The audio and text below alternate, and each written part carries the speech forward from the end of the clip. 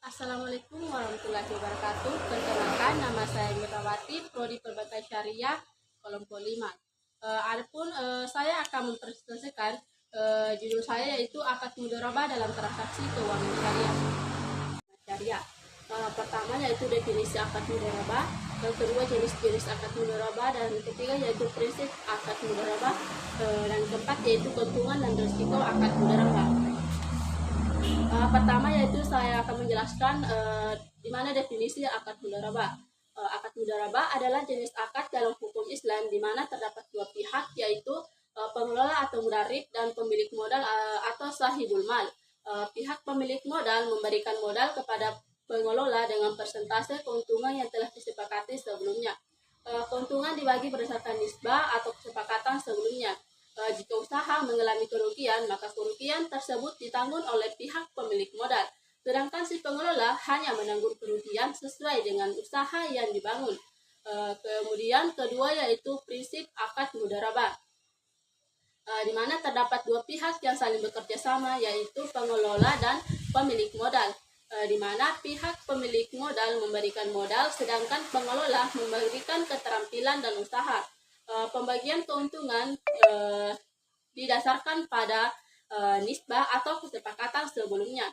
Kerugian ditanggung oleh pihak pemilik modal, sementara pengelola hanya menanggung kerugian sesuai dengan bagian modal yang telah diberikan.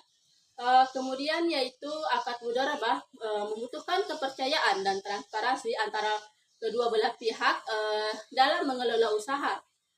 Kemudian yaitu jenis-jenis akad mudharabah, di mana pertama yaitu mudharabah muqayyadah, yaitu jenis mudharabah yang memiliki persyaratan atau batasan-batasan tertentu, misalnya batasan waktu, area usaha tertentu. Di mana kedua yaitu mudharabah mutlaqah, yaitu jenis mudharabah yang tidak memiliki batasan-batasan tertentu atau bebas, namun pengelola harus melakukan usaha yang sebaik-baiknya untuk memperoleh keuntungan yang maksimal. Ketiga yaitu mudharabah mustarakah, yaitu jenis mudharabah yang melibatkan beberapa pemilik modal mudharabah. Kemudian yaitu mudharabah lughawiyah, yaitu jenis mudharabah yang melibatkan mata uang atau valuta asing. Kemudian yaitu mudharabah maliyah, yaitu jenis mudharabah yang melibatkan barang atau komoditas tertentu sebagai modal. Kemudian yaitu mudharabah multidimensional, yaitu jenis mudharabah yang melibatkan beberapa jenis modal seperti uang dan komoditas. Adapun keuntungan dan risiko akad mudharabah, di mana keuntungannya yaitu bagi pihak yang menyediakan modal atau sahibul mal mendapat keuntungan secara pasif tanpa perlu memikirkan pengelolaannya. Bagi pihak yang mengelola modal atau mudarrib mendapat keuntungan lebih besar karena bisa memanfaatkan modal tersebut secara efektif dan memanfaatkan modal efisien, di mana akad mudharabah bisa digunakan untuk menyokong perkembangan usaha mikro, kecil, dan menengah atau UMKM. Adapun resikonya yaitu pihak yang menyediakan modal berisiko mengalami kerugian akibat kegagalan usaha dari pihak yang mengelola modal. Pihak yang mengelola modal berisiko dituduh melakukan penyelewengan terhadap modal yang diamanahkan, adanya konflik kepentingan antara pihak sahibul mal dan mudarrib. Di mana yaitu selanjutnya akad musyarakah, di mana definisi akad musyarakah. Pertama saya akan menjelaskan yaitu definisi akad musyarakah, di mana akad musyarakah yaitu ada bentuk perjanjian kerjasama antara dua pihak atau lebih untuk membangun usaha bersama dengan kontribusi modal, keterampilan, atau sumber daya lainnya. Dalam musyarakah, keuntungan dan kerugian dibagi sesuai dengan kesepakatan sebelumnya. Ini merupakan bentuk kemitraan yang didasarkan pada prinsip keadilan, transparansi, dan partisipasi aktif dari semua pihak yang terlibat. Dalam persentase, fokuslah pada aspek kerjasama, pembagian keuntungan, dan risiko, serta pentingnya kesepakatan yang jelas dalam berbagi hasil usaha. Kemudian yaitu prinsip akad musyarakah. Keuntungan dan kerugian dalam musyarakah harus dibagi secara adil sesuai dengan nisbah atau kesepakatan yang telah disepakati bersama oleh pihak-pihak tertentu. Kemudian yaitu pihak yang terlibat dalam musyarakah harus berkomitmen untuk mengelola bisnis secara profesional dan menjunjung tinggi prinsip kejujuran, transparansi, dan akuntabilitas. Kemudian yaitu musyarakah harus dilakukan dengan jangka yang jelas dan sebaiknya melibatkan pihak-pihak yang memiliki kepentingan yang sama dalam bisnis tersebut. Pengambilan keputusan dalam musyarakah harus melibatkan seluruh pihak yang terlibat dan mengambil secara musyawarah untuk mencapai kesepakatan bersama. Adapun yaitu jenis-jenis akad musyarakah. Pertama yaitu musyarakah mutanakisah, yaitu akad yang menggabungkan prinsip musyarakah dan ijarah. Para pihak akan membeli aset bersama-sama, kemudian aset tersebut akan disewakan salah satu pihak kepada pihak lainnya. Kemudian yaitu musyarakah muntahiyah bit tamlik, yaitu akad yang menggabungkan antara musyarakah dan kepemilikan aset. Dalam akad ini para pihak membeli dan memiliki aset secara bersama-sama dan keuntungan di mana serta kerugian dibagian sesuai dengan nisbah bagi setiap pihak. Musyarakah al-mutanakisah bil sirah, yaitu akad yang menggabungkan prinsip musyarakah dan pembelian kredit. Dalam akad ini keuntungan dan kerugian dibagi sesuai dengan nisbah bagi setiap pihak. Kemudian yaitu musyarakah al-mudarabah, yaitu akad yang menggabungkan prinsip musyarakah dan peran pengelola bisnis. Dalam akad ini salah satu pihak bertindak sebagai investor dan menyediakan dana, sementara pihak lainnya bertindak sebagai pengelola bisnis yang mengelola dana tersebut.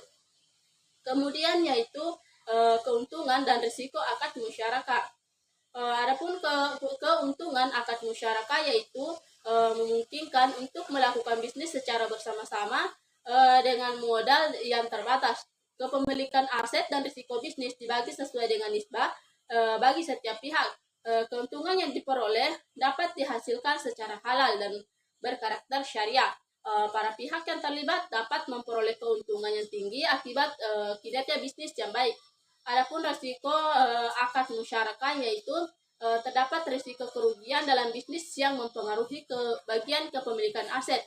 Terdapat risiko ketidaksamaan nisbah bagi setiap pihak dalam berbagai faktor yang dapat mempengaruhi keuntungan. Terdapat risiko ketidakakuratan dalam kinerja bisnis dan pengelolaan modal yang berdampak pada pengurangan keuntungan di masa depan. Terdapat risiko perbedaan persepsi dan pandangan antara para pihak yang dapat mempengaruhi pengambilan keputusan dalam bisnis. Adapun yaitu keuntungan dan risiko multi akad. Keuntungan multi akad yaitu menggabungkan beberapa jenis musyarakah sehingga lebih fleksibel dalam mengelola bisnis dan membagi keuntungan. Minimalkan risiko kerugian dalam bisnis karena dinilai lebih stabil dan berkekuatan ganda. Dapat mengefektifkan pengelola aset dan modal, menciptakan peluang investasi yang lebih besar dengan potensi keuntungan yang lebih tinggi. Adapun risiko multi akad, terdapat risiko yang ketidakjelasan dalam struktur dan fungsi masing-masing jenis akad yang mungkin akan mempengaruhi kejelasan peran dan tanggung jawab masing-masing pihak. Terdapat risiko ketidakcocokan antara jenis akad yang digunakan dengan tujuan bisnis yang ingin dicapai. Kemudian yaitu risiko kesulitan untuk menyelesaikan nisbah bagi setiap pihak yang dalam setiap jenis akad. Terdapat risiko ketidakakuratan dalam pengelolaan keuangan dan risiko ketidakadilan dalam pembagian keuntungan. Adapun contoh multi akad dalam transaksi keuangan syariah. Pertama itu musyarakah mudarabah. Akad ini sering digunakan dalam pengembangan proyek investasi. Kemudian yaitu musyarakah murabahah. Akad ini sering digunakan untuk membayar barang modal seperti rumah atau kendaraan. Kemudian yaitu mudarabah murabahah. Akad ini sering digunakan untuk membayar investasi dalam hal-hal seperti bahan baku atau proyek konstruksi. Investor menyediakan modal dan pedagang merencanakan dan melakukan proyek. Adapun faktor-faktor keberhasilan multi akad. Pertama yaitu keterbukaan dan kepatuhan. Semua pihak harus transparan dan patuh terhadap syarat-syarat yang disepakati. Selanjutnya itu pemahaman bersama. Setiap pihak harus sepakat dan memahami tanggung jawab serta manfaat dari kesepakatan tersebut. Kemudian yaitu manajemen risiko yang efektif. Uh, Identifikasi dan penanganan risiko harus diatur dengan baik untuk menghindari ketidakpastian komitmen terhadap kesepakatan. Semua pihak harus berkomitmen untuk mematuhi kewajiban mereka sesuai dengan kesepakatan.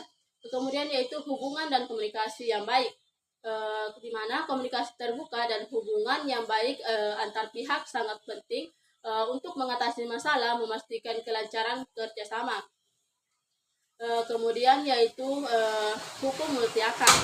Status hukum multi akad belum tentu sama dengan status hukum dari akad-akad yang menggabungkan seperti contoh yaitu akad EDL atau salaf yang secara jelas dinyatakan keharamannya oleh Nabi Shallallahu Alaihi Wasallam. Akan tetapi jika kedua akad ini berdiri sendiri maka baik akad ba'i maupun salaf diperbolehkan. Artinya hukum multi akad tidak bisa semata dilihat dari hukum akad-akad yang membangunnya. Bisa jadi akad-akad yang membangunnya adalah boleh ketika berdiri sendiri, namun menjadi haram ketika akad-akad itu terhimpun dalam satu transaksi. Mesti ada multi akad yang diharamkan, namun prinsip dari multi akad ini adalah boleh, dan hukum dari multi yang akad dikiaskan dengan hukum akad yang membangunnya. Artinya setiap muamalat beberapa akad hukumnya halal selama akad-akad yang membangunnya adalah boleh. Ketentuan ini memberi peluang pada pembuatan model transaksi dan mengandung multi akad. Kemudian yaitu hukum multi akad. Setiap muamalat menghimpun beberapa akad hukumnya halal selama akad-akad yang hukumnya adalah boleh. Ketentuan ini memberi peluang pada pembuatan model transaksi dan mengandung multi akad. Mengenai status hukum multi akad, ulama berbeda pendapat terutama berkaitan dengan hukum asalnya. Perbedaan ini menyangkut apakah multi akad sah atau diperbolehkan atau batal dan dilarang untuk dipraktekkan. Mengenai hal ini, ulama berapa dalam dua pendapat tersebut membolehkan dan melarang. Mayoritas ulama Hanafiyah sebagai pendapat ulama Malikiyah, ulama Syafi'iyah dan Hambali berpendapat bahwa hukum multi akad sah yang diperbolehkan menurut syariat Islam. Bagi yang membolehkan beralasan bahwa hukum asal dari akad adalah boleh dan sah, tidak diharamkan dan dibatalkan selama tidak ada dalil hukum yang mengharamkannya atau membatalkannya. Yaitu surah Al-Imran ayat 69. Adapun moto dari saya itu, tetaplah gigih dalam usaha konsisten dalam tindakan dan percaya pada diri sendiri untuk mencapai kesuksesan masa depan. Itulah tadi hasil presentasi saya. Lebih kurangnya mohon maafkan. Wassalamualaikum warahmatullahi wabarakatuh.